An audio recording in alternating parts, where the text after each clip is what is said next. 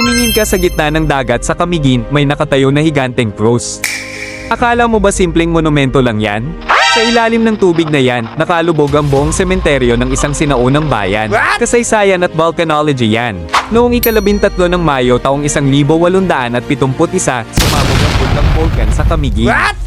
Ang pagsabog ay nagdulot ng tinatawag na land subsidence o ang pagkulaps at paglubog ng lupa dahil sa pagkahukay ng magma chamber sa ilalim. Dahil sa matinding lindol at paggalaw ng lupa, ang buong bayan ng Catarman, kabilang ang kanilang makasaysayang simbahan, munisipyo, at pampublikong sementeryo, ay tuluyang nilamon ng dagat. Ang dating mataas na lupain ay naging bahagi ng ocean floor sa lalim na 20 feet. Noong 1982, nagtayo ng higanteng krus ang pamahalaan bilang marka at alaala sa sagradong lugar.